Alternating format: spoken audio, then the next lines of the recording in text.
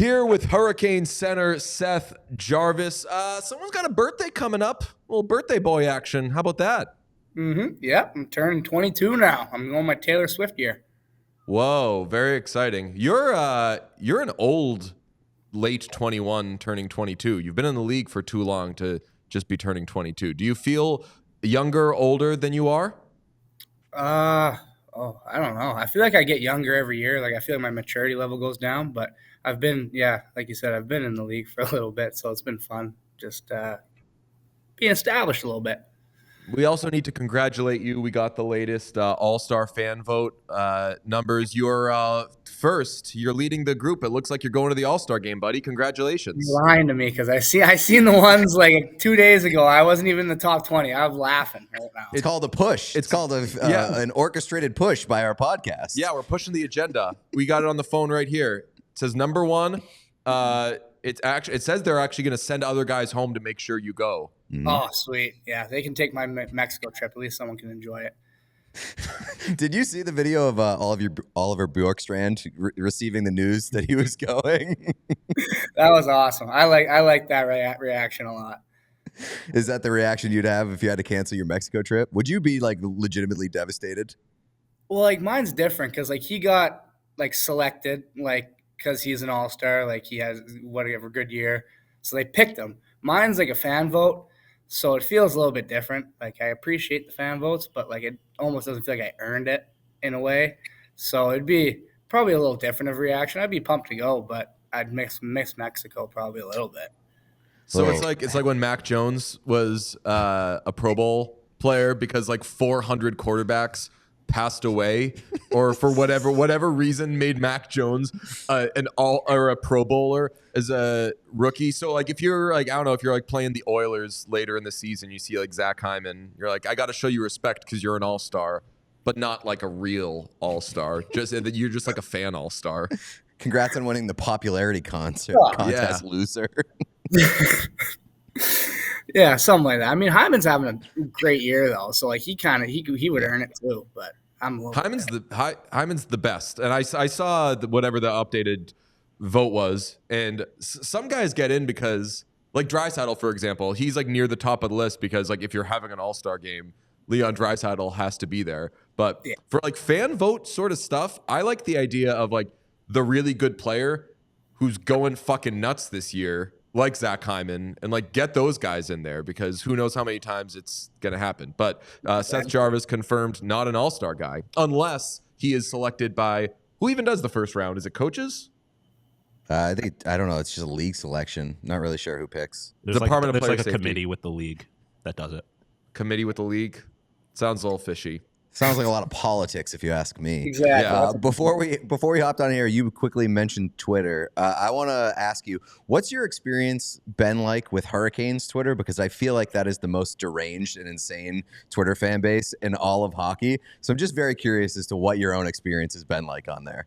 Yeah, I got to be kind of careful, I think. I mean, they've been good to me. I mean, I think last year I went through it a little bit. I had some tough games, and my Twitter mentions blow up. So it's hot and cold. I like staying kind of neutral. I don't really look at it. Or I don't try to find it. Sometimes it pops up on there, and I panic. But yeah, there's it's either a lot of love or a lot of hate, and either way, it's all right.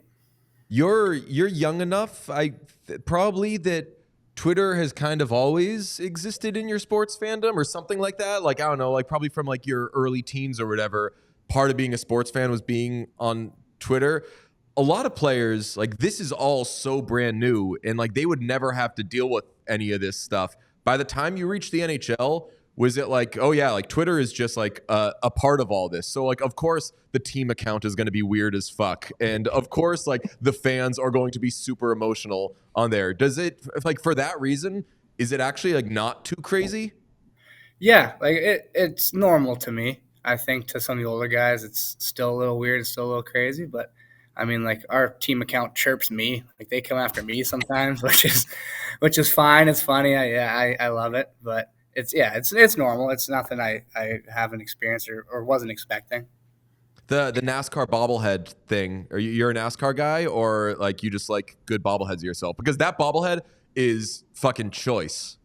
Yeah, you think? I'm not a fan. Like they couldn't even give me a full set of teeth. Like all I ask for is just to fill in the one tooth for me. Just give me a fresh grill. But No, I'm sick. I'm so tired of the motherfucking Photoshop. Kendrick Lamar.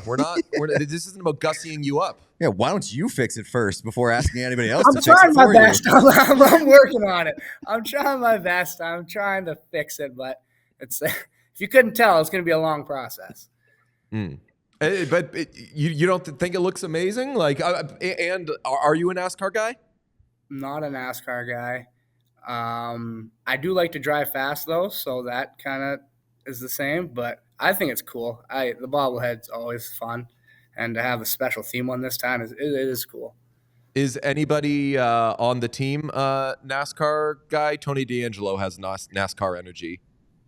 I don't think so. I don't think anyone, not that I can think of. I mean, I feel like Burnsy might be a NASCAR guy, like low key, but I think that like I don't know. I don't sense he seems more of like a chariot racing, like with horses, more than NASCAR.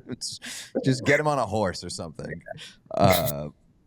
I'm curious. I'm always curious the Rod Brind'Amour experience. Like, what's the most scared you've ever been playing for Rod Brind'Amour? There's a few. There's a couple.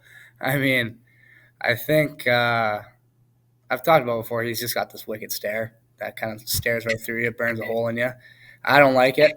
I've felt it a few times this year. I mean, he's huge into faceoffs. That was kind of like he was a great faceoff player. So I've been taking faceoffs, and there's a few games I've gotten just absolutely dummied and snapped back on, and I can feel coming back to the bench him just kind of burning a hole through me with his eyes. But I mean, for the most part, it's okay, except for the stare. You told a story one time about like Brind'Amour saying just like don't lose cleanly and everything's gonna be okay. And then I think you said like on like one shift or something, Leon Draisaitl just fucking like murdered you 3 times in a row. You just wanted to quit hockey. Yeah, I wanted to go back to the dressing room and take a mental reset there. I needed a little break. Man, that's amazing. A lot of guys want to have like the best hands in the league. You have the best eyebrows in the league. What's that like? It's fun. It's hard to maintain these things. Obviously, they're a big part of my face. I try to take the attention away from my teeth, so the eyebrows are a good bonus. Do you do anything for them? Because I've also got thick eyebrows, and like I would say, like every third haircut, the hairdresser will be like, "Hey, want me to do a little something here?" Yeah. And I'm like, "Hey, like don't ask, don't tell." Exactly. You should keep that one low key. You get them trimmed up a little bit, a little pluck. Well, I don't like the plucking. Plucking hurts, but the little shave never. Well, yeah. So they do like they go like backwards with the razor, that sort of thing. I get the old school like one blade metal thing, right across like that. Yeah. Hell yeah! Why'd you pick the number 24? I was a big basketball fan growing up. I liked Kobe Bryant a lot, so I couldn't wear. I used to wear number 4, and I got to junior, and I couldn't really wear it anymore, so I rotated 24.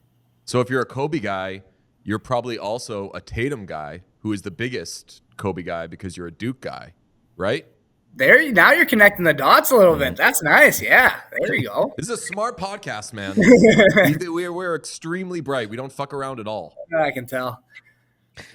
As a Duke fan, how do you like the Dallas Cowboys and the New York Yankees as well? That's foul. I take a lot of heat for being a Duke fan, but no way am I a Cowboys or Yankees fan. I don't even like baseball. I like the Giants in the NFL, sadly, so that hurts. But Duke basketball has my heart, but NC State football is my pride. You're in the final year of your entry-level contract. How much money do you want? That's a good question, actually. I'm not sure. This is actually your arbitration hearing. Yeah. Is this no, what you need one more? Like?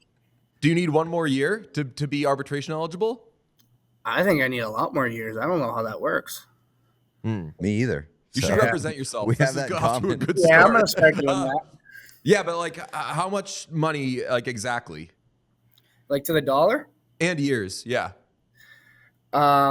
I like it here, so I'd like to stay for a long time. Dollar amount, not sure. I still trying to figure that one out with my agent and the team. Well, we can help. Do you ever get into like the thing of like comps? What does that even mean? Like when a player's up for a contract, they'll like look at recent contracts signed by other Oh, players at similar gotcha. positions, like things that they have in common. I ran some comps for you.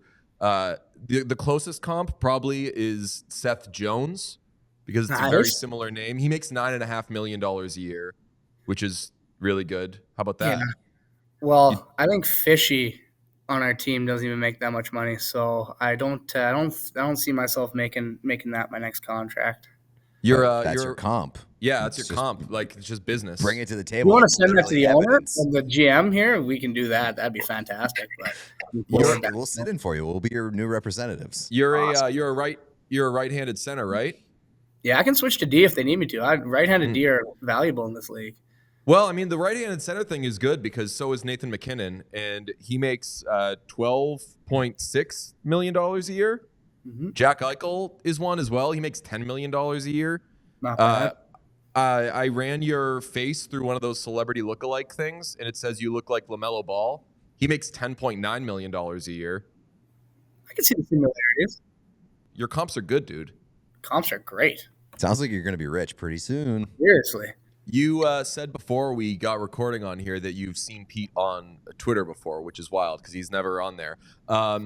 What was your read on him as a Twitter user? Like, what's your experience following him? And also, what is the buzz about Pete among NHL players? I assume that there's a frequent conversation there. Surprisingly not. Pete doesn't really get brought up in many conversations around the dressing room. I don't know why. He's a great follow on Twitter. I don't follow him, but people Nice. Theoretically could be a great follow. Theoretically, for a fan, could be a fun follow. For a player, maybe not. I don't really know. All I know is I've seen his thing come up on my Twitter feed a few times. I don't remember what. I have a terrible memory. I don't. Probably fighting with Hurricanes fans. Yeah, honestly, it's okay. We need a little tension in the fan base sometimes on Twitter. It's fun, but yeah, he's Don't worry. been fun. Anytime I get like in the mix with Hurricanes fans, I know that I have like an easy get out of jail free card. I just say something bad about Eric Halla, and then I'm right back on their side. So And everyone's happy again. that's right. You said that you weren't psyched about the look of your bobblehead. If you had like a custom bobblehead for any sort of theme, what would the theme be? Oh, jeez. I think custom theme. So if they did like this was like a NASCAR night is your bobblehead. If they Yeah. did like a blank night comes Oh, with a Seth Jarvis bobblehead, what kind of Gotcha. night are we having? I actually just got asked this.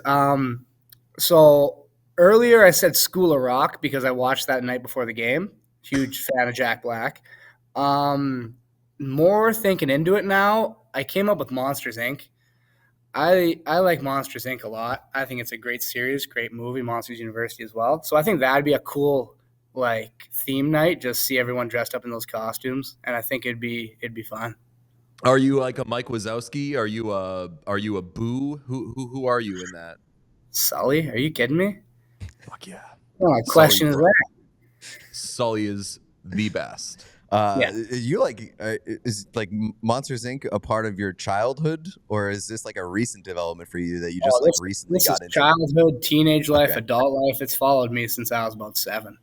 You ever see Monsters versus Aliens? Yes. That's fucking odd. That one's like kind of slept on. Mm-hmm. That's a really good movie. People don't give it enough credit. It was also like at the height of like Seth Rogen stoner stuff, and the fact that he did that movie and they were like, do exactly what you do in all these stoner movies too. So he's just like a blob who just goes like the whole time, and it works so fucking well for a kids movie. I wish I were a kid when that came out. Oh, unbelievable. I've watched it many times over. What are your favorite non-children's monster movies, or just any movie? What are your favorite movies? Favorite movies. I watched Training Day the other day. I thought was really good. That's kind of out of my genre. I usually don't go into serious kind of movies like that. I stick in the stupid, almost like Seth Rogen stoner movies. Um, Pineapple Express is a fun one. This is the End is a fun one. Now I'm just rattling off Seth Rogen movies, but those three are the first three that kind of come to mind. Do you know Jay Baruchel? Yes, I love Jay Baruchel. He's a big hockey guy. That's what because he was he in Goon? Was it Goon that he was in? Yeah, he directed Goon. Directed and wrote the second one, I want to say. Okay, yeah. No, yeah, he's awesome. He's a huge hockey guy, and he is incredible in This Is the End. My and Pete's like favorite movie scene is in This Is the End when everybody's falling in the hole, and David Krumholtz is like, I'm going to give you all my weight, and you're going to be able to support me, right? And there's this big buildup to like, don't let go. You can't let go. And it's this big build up to like what's going to be this dramatic thing, and as soon as their hands touch, he just lets go and he falls and dies. It's the best. Incredible. Yeah. I want to ask you, as somebody from Winnipeg, I feel like Winnipeg is the most, I don't want to say like hated on city in the NHL landscape, but it gets a lot of hate and gets made fun of a lot. Do you think it's a deserved reputation, or is it not as bad as everybody makes it out to be, as somebody from there? Well, like, it's hard because when you visit there for like 1 or 2 days a year, and like when we go there, it's awful because it's like the middle of winter. So it's bad. I get it. You go there for like a day or two. There's nothing really to do. Like there's not a lot going on. But you live there, it's all right. Like in the summer, beautiful place to live. Unbelievable. They took control of the mosquitoes, so now you can kind of go outside and not get bothered.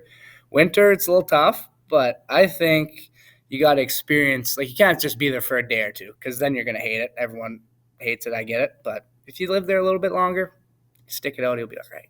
I'm more curious about this mosquito problem that you like. Were they just running the city for a while, and dude, these things how did they deal with them? These things were massive everywhere. Oh. You couldn't you hit in the rough in a golf course, you're getting abused, and so they started like spraying a ton and kind of took control of it. So now it's not bad at all. I mean, like if it's a little bit of wind, you won't even notice them. Sometimes they can find you, but for the most part, they've been really good lately.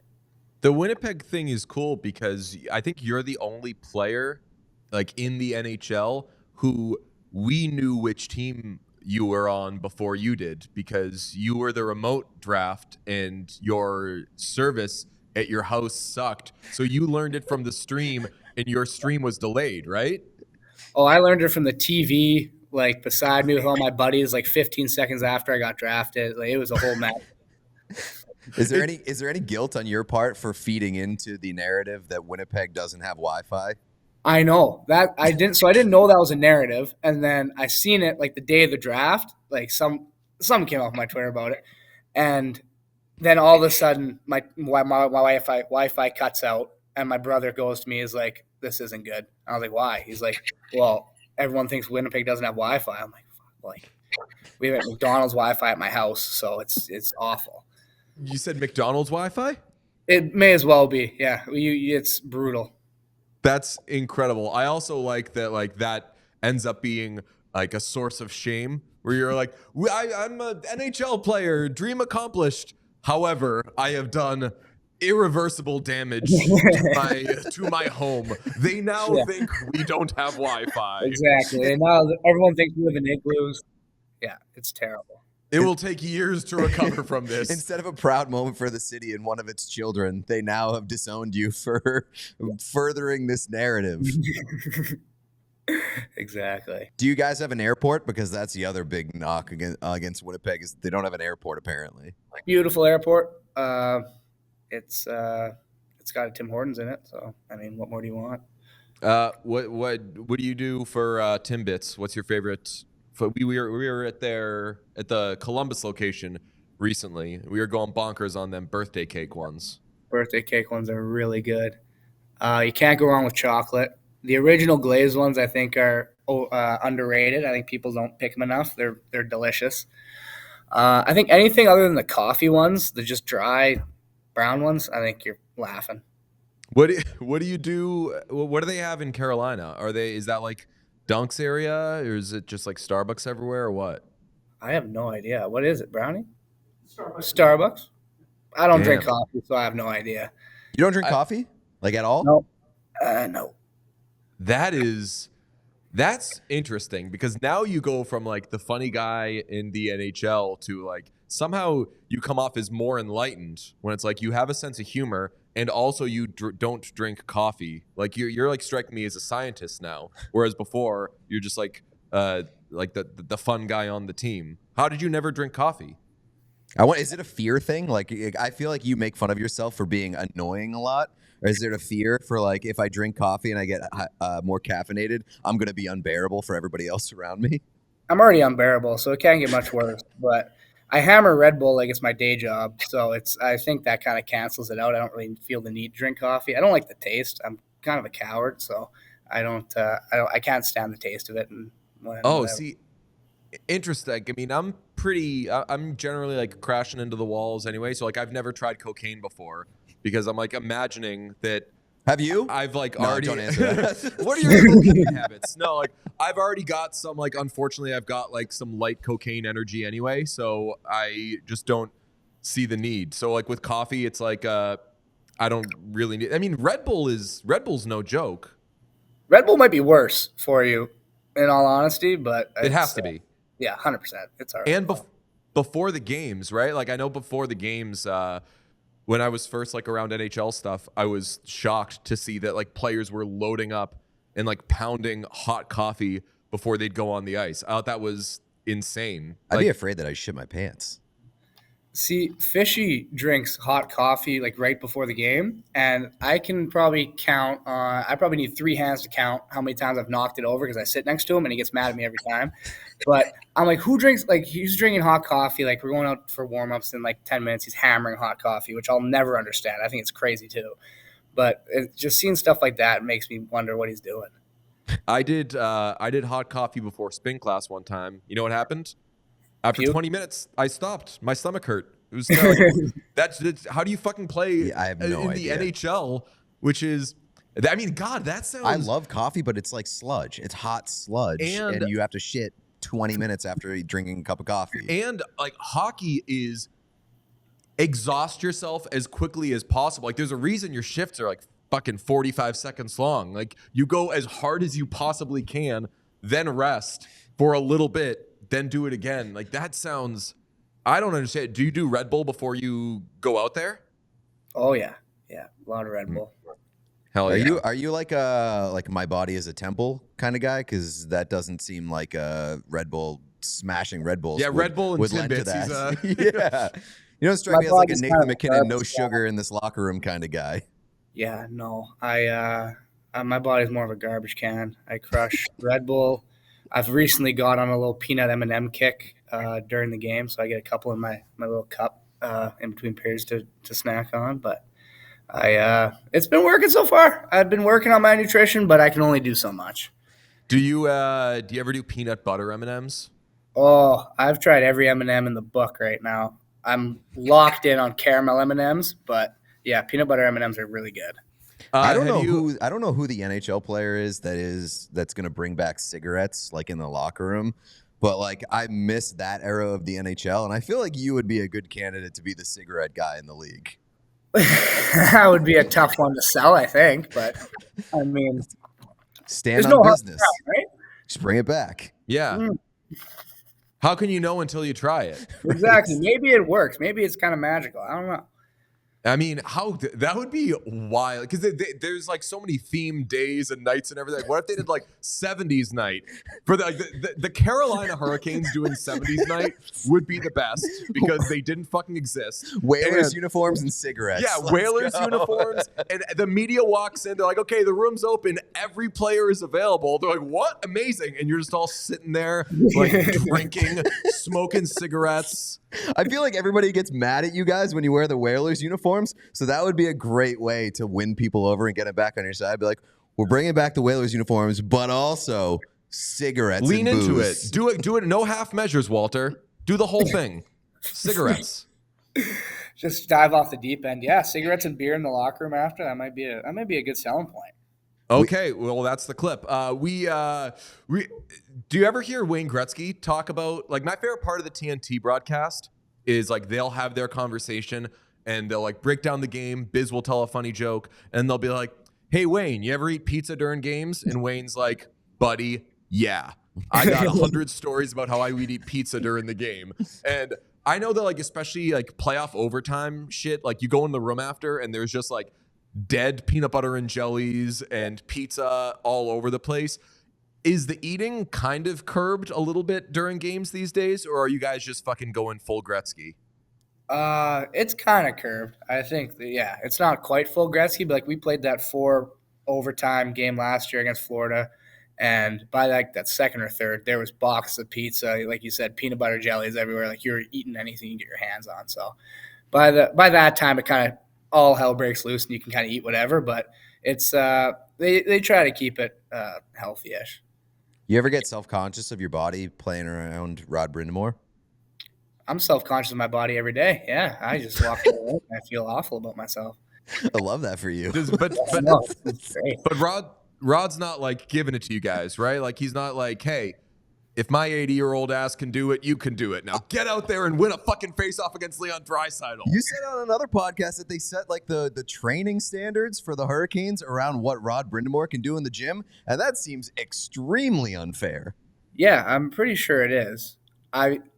I'm pretty sure. I'm like 98% sure that is what it is. It's what he can do, and so it's crazy because the training with the pre-camp stuff we do is hard and like really really tough. And so the fact that he can still do it and pass it is incredible, and the fact that I struggle with it makes me take a long look in the mirror. But I did good this year. If you didn't play hockey, would you work out? I'd be a construction worker, so that would be my work. Oh, hell cigarettes. yeah. Exactly. Yeah, Like, dude. it just seems like you really want to smoke cigarettes. Yeah. So, I think I got a If little- Brownie can hear, Brownie, get our guy some cigarettes, please. Yeah, no, that'd be my workout. It'd be moving concrete, breaking stuff. I don't know. why construction worker? Because believe it or not, I wasn't great in school. I wasn't fantastic, so it was never really a passion of mine. And I always was kind of intrigued by like the big trucks as a little kid, like the construction trucks and stuff like that. So it was kind of always there in the back of my head. Were you the kind of bad student that teachers liked or really disliked? No, because I wasn't even like, it wasn't like everyone liked me because like I tried my best. Like I tried hard. It was just a matter of it wasn't there. There was no hope for me. The effort was there though. Like I would be grinding, I'd be doing all the homework, and it just never panned out. That's a pretty good testament to your personality, though, because there are the kids that know that it's not there, and they just become shitheads about it, and they make the teacher's life a living hell. So, like, good on you for realizing it's not there, but you're still gonna try. Well, my parents were both teachers, so they would have absolutely killed me if I gave any teacher a hard time. So I was at the front of the class like this, and then still fail most tests, but give a good effort. Does that give you appreciation maybe for like teammates who are like hard workers that aren't, I mean, like you're like a high skill guy, high draft pick, or does it give you an appreciation or understanding of like players who maybe aren't the best, but are putting in the work? Oh, 100%. I think like some of the people don't understand how skilled NHL players are. Like they're chirping, like I'm sure Pete's coming after the 13th forward and the fourth liners that can't score all the time. Hey, But don't put words in my mouth. I've never said a I've bad seen your thing. Twitter. I know what you do, but like it's incredible how skilled everybody is. But yeah, like some guys, like everyone works hard to get to this point. You have to work extremely hard, but some of the guys that really grind and to stay in the league and stay relevant, it's super impressive what they do. Who would you most like to see Pete send a tweet about? Oh, there's a few. Like what kind of tweet? Like are you coming after them, like attacking them? Yeah, no, just like I don't attack guys anymore, just but like I one of will those, if you like, want me bitch-ass to. Tweet. No, like just yeah, one of those just like I'm Pete kind of tweets. Oh, that'd be a fun. I want. See, my heart says Tony because he might clap back at you, and that'd be funny. But Good! Finally, a tweet sent about Tony D'Angelo. no, When he sent there's it from his there's account probably to No There's one's one. ever sent a tweet about that guy before. no, there's I don't know. Burns would be a fun one just because he would probably find out about it and then chirp you behind your back. Or he would kill me. Like I Yeah, one of the can't say two. anything. But that man owns guns, and he is scary. Exactly. I'm not sending tweets about Brent Burns. Exactly. You can't convince me to do that. Here's a question. As somebody who likes to talk a lot, you say that you're self-proclaimed kind of annoying and not that smart. Have you considered starting a podcast? Because you're checking all the boxes. Is that the requirements I need? Those Pretty much. But you need to be on White like that. guy, stupid, thinks that he's funny and has opinions. You got to be on the Dunning-Kruger scale, though, of the thing of like you're not smart, but you're pretty sure you're very smart. You got to have that false confidence going as well. And I don't think you have that. You strike me as like, do you know who John Feidelberg is? I wish. He's the best. But he's like a very funny person and a bright person who just fucking hates himself so much. You got to give me, I don't think you hate yourself, but I think you're like, I'm whatever. Well, you'd be surprised. Your face, but I don't think you hate yourself. We might need to hit the replay. You're like, who fucking told you that?